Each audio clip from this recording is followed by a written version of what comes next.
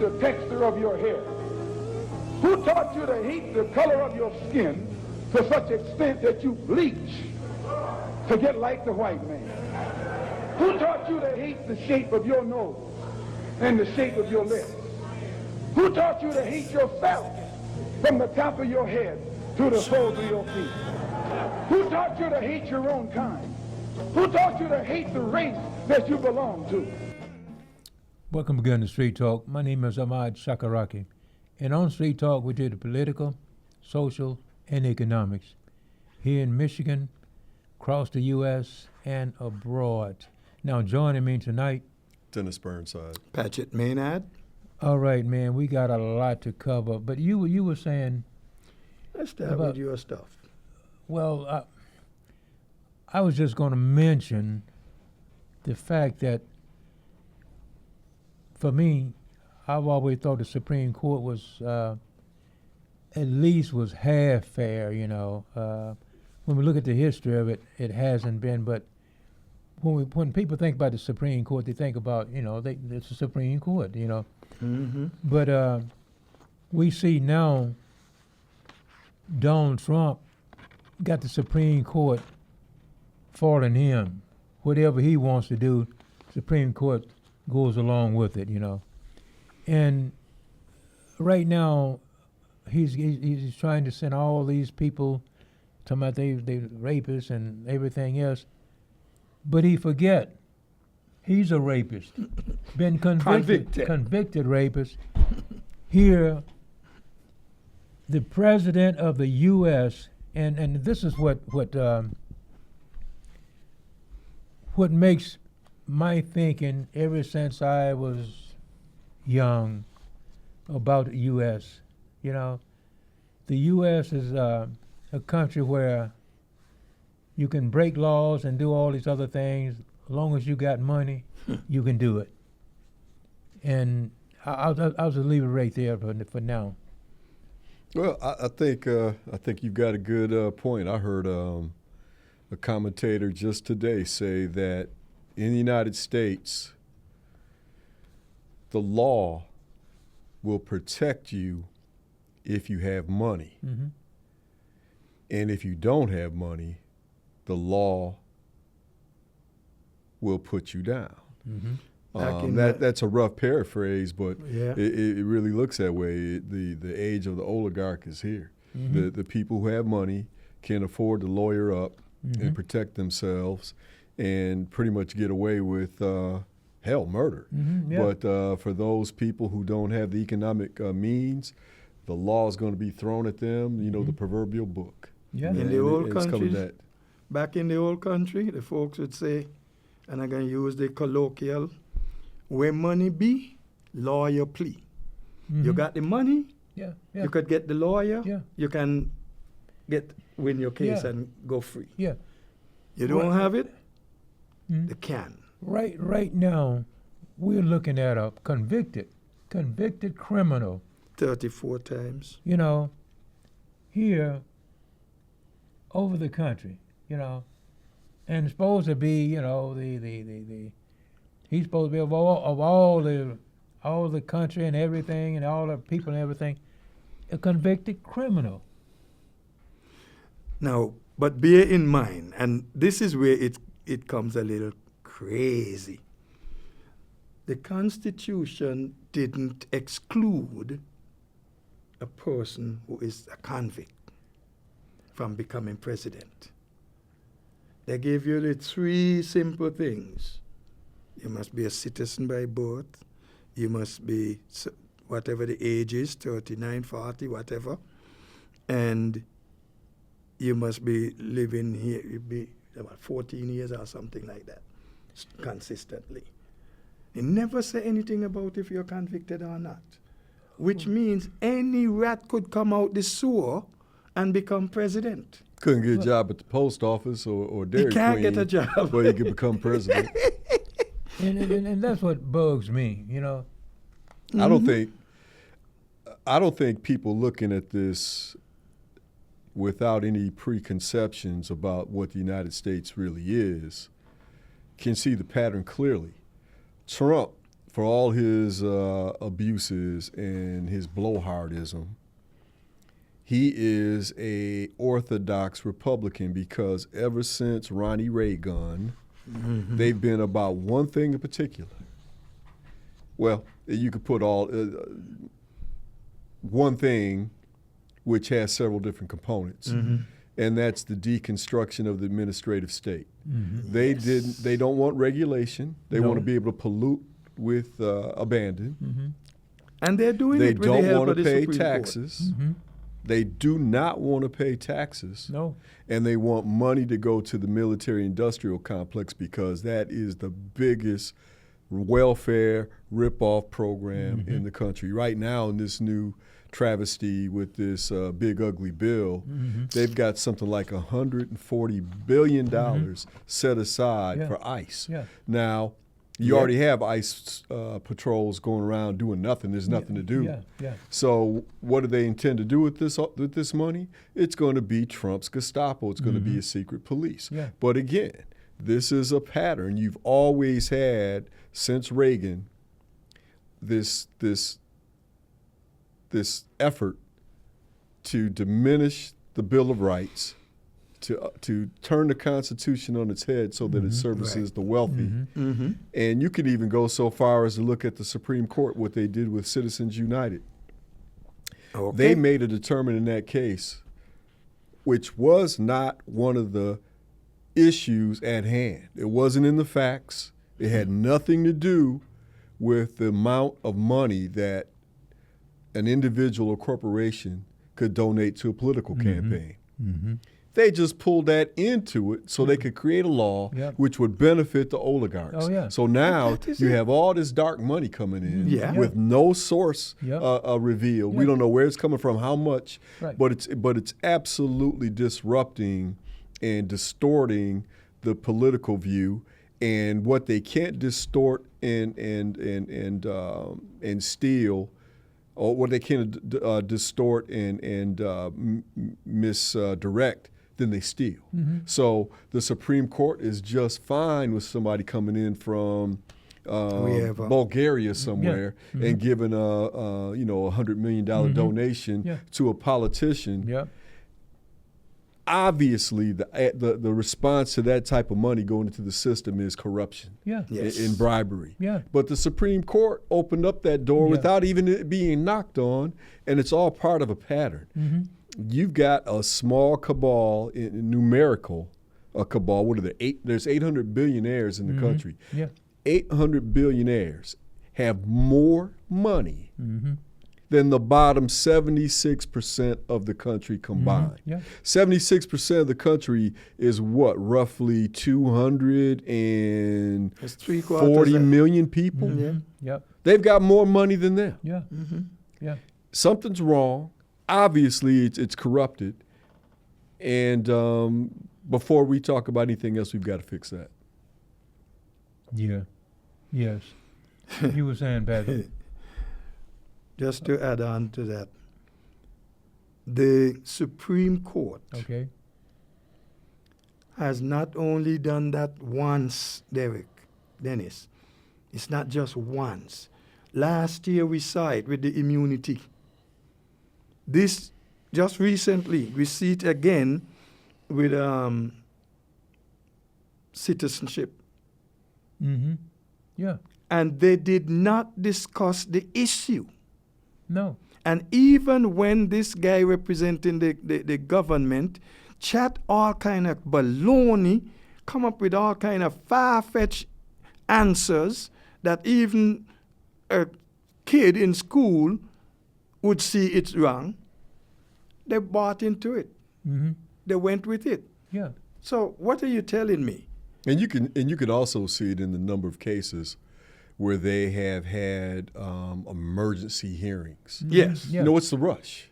When we have had real emergencies, when we had a need for one, they didn't see the need to step up. But they'll come up with these emergency hearings. They'll make a determination.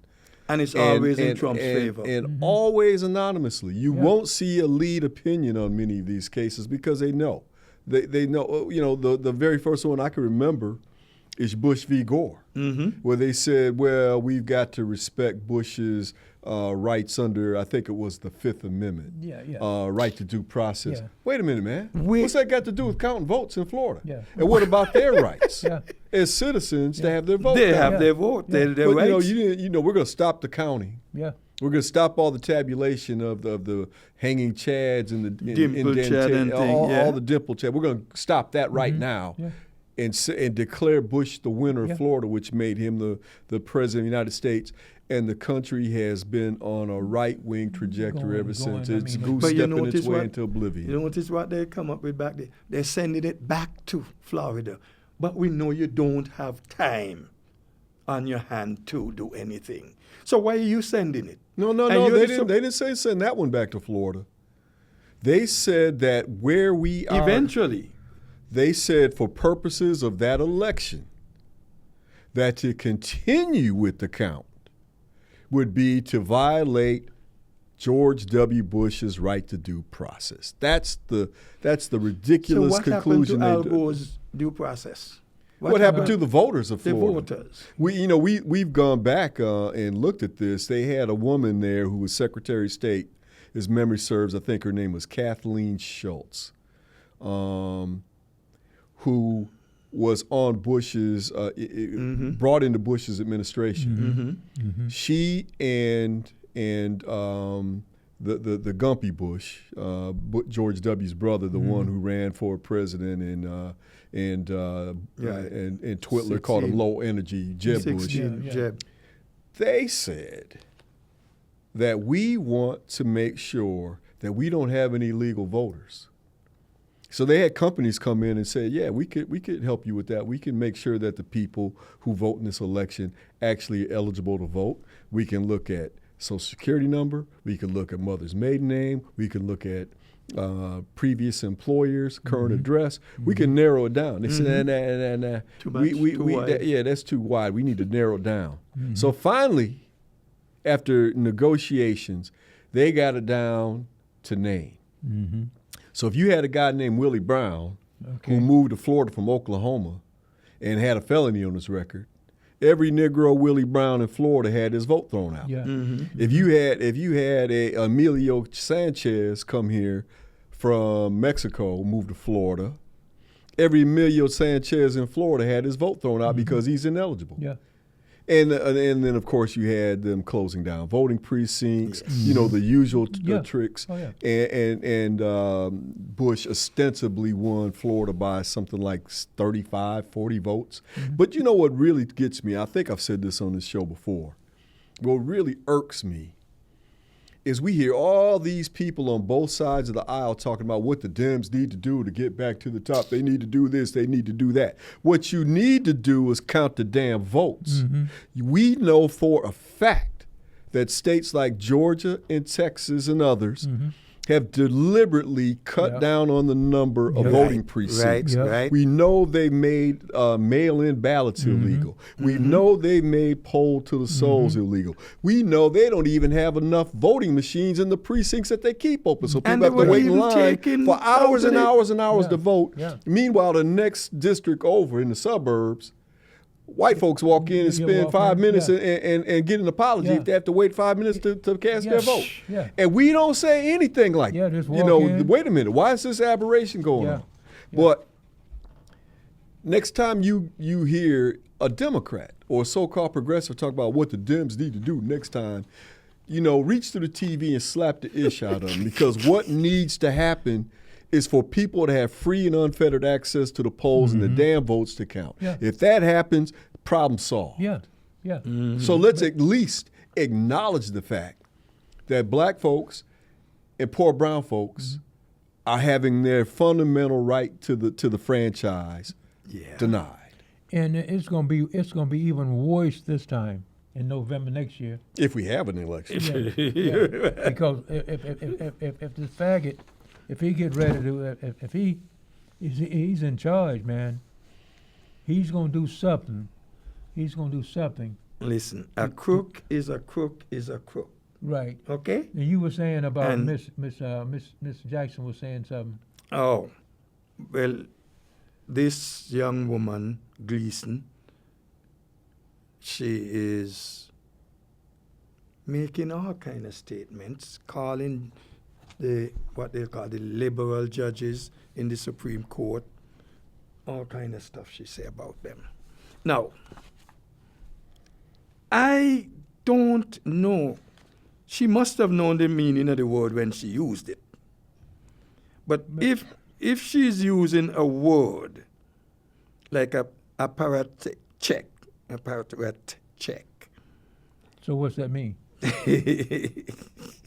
What do you mean? I can give you that. Give me a break. She should realize that she is the one. That word, someone operating as a cog in the system of the Communist Party. It came back from out in communists and from the thing back there. But then she's using the apparat, a party machine, highly organized political group under the leadership of a boss. She is in Trump's political party. She's a Trumpian, and I jot down here. She's a Trumpian, a brilliant apparatchik in Trump's party. And she needs to stop using words which actually, when you look at it closely, she's talking about herself. But she's referring to Justice Jackson in this. Because, according to her, Jackson is looking for this, where she could be setting up some substack, and she's going to be looking at a platform so she can spread her wing then and get her supporters. Well, they can get subscriptions to her stuff and all of that. Who are you talking about? Marjorie Taylor Greene? No, this woman, Moria, whatever she call her, Gleason. She is a student at Hillsdale College. And she wrote Hillsdale College would have been the preferred university in Berlin circa 1936. Who gives a damn what they think? I don't know why and I know some people who went there too. I don't know why anybody black would go to Hillsdale College, but for mine, whatever they got to say, I can put that on instant ignore. So, and she's saying that she's quoting Barrett, how Barrett chided Jackson and said how Barrett said, we hear cases and controversies. We are limited to the facts before us. And when formulating our response, we are obliged to make comprehensible arguments. The problem here for me is this same Barrett sit down there making decisions with people like Clarence Thomas, agreeing with them, when they're all hail fellas well met on the Trump flag. They are not thinking about facts. And like we said just a while ago there, the Supreme Court determines what question they're going to answer. And then many times they haven't answered the question in consideration. They decide to consider something completely different. So what are you telling me about them? What happened to the Supreme Court and these random decisions they're making about Trump has immunity? And Trump is okay to go ahead and deport people, get rid of birthright citizenship, because that judge couldn't do something, make a decision that is comprehensive for the country. It only affects where that case was. That's rubbish. But you're talking about the determination they made that a district judge could not make a decision to put up some type of nationwide embargo on a decision based on precedent and law, and the Supreme Court said you can't do that. So in other words, if someone is brought up on a spurious case by saying, well, you may have been born here, but your parents were here illegally, and we believe that the Constitution says that you don't have real citizenship here. It's misinterpreted, the 14th Amendment, and we're going to throw you out of the country. And that thing is so clear. What the Supreme Court is saying is, you can't have a judge say, you know what, we're going to stop this right now nationwide until we get a ruling from the Supreme Court on this issue. No, they say you can't do that. You're going to have to go case by case. So every person who's affected by this misinterpretation, as you point out, of the Constitution will have to hire a lawyer, will have to go to court, have to have his or her day in court, go from the local to the district to the federal to the Supreme Court, or join a class action suit, which of course that takes years to happen. Yeah. So what they essentially have done is they've taken birthright citizenship and put it on the back burner. Yeah. And when you think about it, they're picking up people now. ICE is picking up people. They are not giving you an opportunity. Right. And this judge mentioned, I think it's the same judge you mentioned. I'll give you his name now if I find it quickly. But anyhow, Murphy, I think is the name, Judge Murphy. He is saying, give the people at least 15 days, I think it was. Give them a notice so that they have a chance to make a decision, get help, whatever help they need, get to the court. How you can say only the court, this one person at a time, but you don't allow me a chance to submit my case and my evidence? Yeah. Not due process, period. Yeah. Thanks. But they're not doing it. Yeah, they have case after case where people are picked up off the street by anonymous men who have no identifying badge number, name, mask on. They could be anybody, taking them off the street, locking them up with no due process other than we say you did it. Right. And it goes against everything that's supposed to be established by the Magna Carta and then folded into the U.S. Constitution. Goes against it all. So now you have people who are being sent to these hellhole prisons internationally. The Supreme Court said you don't even have to send them back to the country of origin. They can be from El Salvador, and you can send them to Sudan if you want to. As long as that country say it's okay. With no hearing. No. Wait a minute, man. You got the wrong cat. This is mistaken identity. I'm not that dude. I'm a U.S. citizen. Too bad. Ain't nobody going to hear you. So that is a move towards authoritarianism. And I think we need to talk about eventually what they really have planned for some of these low-paying, dead-end jobs that are going unfulfilled because they're throwing out so many immigrants that do that work, and they need people to do the work. I think they think that they're going to re-enslave black folks and put them out there picking cotton and tomatoes. I think that's what they think is going to happen. I hope they know how to really pick them and how to pick the cotton this time. Well, the thing is that they might want to pick somebody else to mess with. That's what they might want to pick with. The thing is that's what Trump is trying to do. Because I know a lot of people, and I'm right with them. Man, I will die before you make me do something like that. Hey. And I ain't going alone. You know, there's a whole lot of people out there like, look, man, we know too much about your history, both personally and as a phenotype. For you to come here and try to gas me up about your so-called superiority and about your so-called position in a theocratic understanding of God's favor, you know, you claim that all day, and your church raise money with it. You know, you can do that all day, claim that you're somehow chosen, somehow special. But we know your history. And we know our history.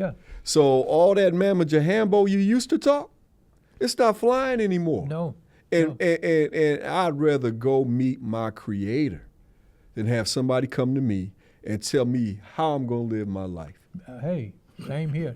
How much time we got? I want to 2 minutes. 2.5 minutes. one of the things is, quickly, what do you think the country's headed to? Because if we don't get one of the houses next year in November, I can't imagine. I don't think that the midterms in 2026 are going to matter any more than the presidential election in 2024 matter, because you didn't have a legitimate election. And I don't think we're going to have a legitimate House election, if we even have an election, because I think that there's so many people who are turned off by Adolf Hitler and his illegality and his immorality, that some of those swing voters, those ignorant bastards who voted for Trump, are now crying about their Medicaid being taken away and their SNAP benefits being taken away. Mm-hmm. Most of these are people who are white in red states who voted for him and now seeing that taken away. He's not going to get their vote again. And not enough of them to take him to a point where he's close enough to steal the rest of it. I think some type of national emergency is as likely to be declared and put us in a state of martial law where there is no election as there is for us to actually have an election. I think it's an equal chance. So when people start talking about what our strategy is for 2006, if we're going to have an election, count the damn votes. Yeah. Make sure everybody who casts a vote has it counted, and everybody who's eligible to vote gets to vote. If you can't do that, don't talk to me about strategy with the Democrats. And if it's apparent that they're going to come up with some rules, some emergency, some national emergency, which Trump not only wants, he needs, because he is already showing him that and his Florida, children are destined for prison if they ever lose power. I mean, right now, man, they're making the Monument Clause look like a decoration on a birthday cake. I mean, it's meaningless. They're throwing up crypto scams. In a few months, they're buying up property. They need to go to prison, man. Yeah. So, we can have an election, but it better be meaningful. If we don't, we're going to have to see how it works out. What do you think? Well, what do you Dennis think? is right. There's going to be some kind of national emergency. He's showing evidence of it. He's sending people, military, into L.A. Just here again the other day. Sent a whole set of people there. They're going to this park. Hardly anybody in the place. Children. Yeah. There's a children's birthday party going on. Yeah. Scared to beat Jesus out of these babies. Yeah. And they're standing around there with really nothing to do.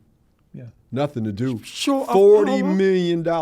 And Karen Bass, the mayor of L.A., said it's already having an economic impact. Yeah. Restaurant owners and small business owners are saying this is worse than COVID because their workers are afraid to come out and people who are their market are afraid to come and avail themselves of the services and products because of these Nazis running around the street. It's coming to a head, fellas. It's coming to a head. So when this girl using her words, she needs to take a look at herself and those she supporting. I mean, that hooker ain't gonna look in the mirror. She doesn't. She knows it's a load, and she knows it doesn't apply to her, so she can say what she wants. The word applied to her.